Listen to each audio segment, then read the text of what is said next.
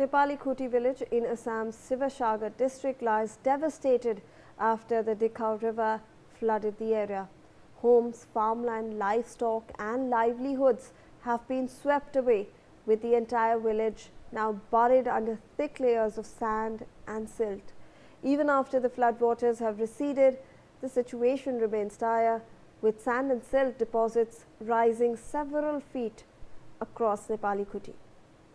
Let me go across to my colleague Nibir Deka, who joins us live on the broadcast for more on this. Nibir, obviously still the areas are reeling under the implications and the devastating effects of the floods.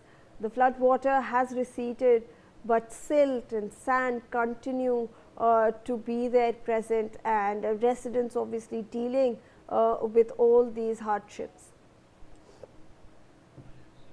The village that you have talked about, Nepalikuti village, is a village situated in Nazira, and this village has been badly affected because of the kind of onslaught of floods that we have seen in this particular village. Remember, Sivasagar has been one of the worst affected district, and this village is just 10 kilometers periphery to Nazira town, which is located in Sivasagar, and this is a place for the Gurkha community, which dominantly resides there, and they primarily engage in farming and dairy cultivation and dairy farming. So they have been badly impacted by this onslaught of floods, not just about the damages to their residential properties or the loss of lives, but in this particular village, the cattle has been badly affected, which is one aspect of the Assam floods that we have talked about time and again, that the livestock has been badly and severely impacted. Remember, these villages and these districts are primarily rural economy, and they engage in agriculture and dairy farming,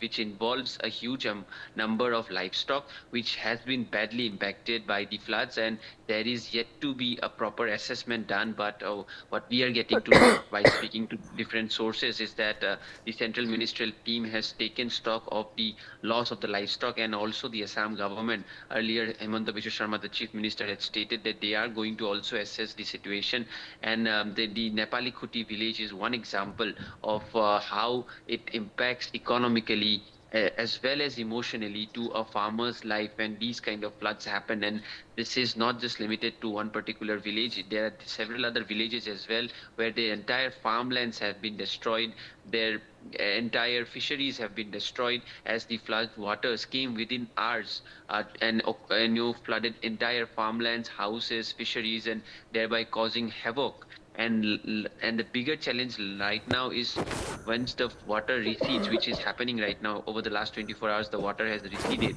Once people go back to their houses or go back to their farms, all they see is the damaged total destruction left out by the flood waters, and which will take time for them to rehabilitate, and also require financial measures to completely recover these areas, especially clearing out their residential properties, and also re-cultivating their farmlands, which are now filled with silt and sedimentation that the floodwaters came along with it.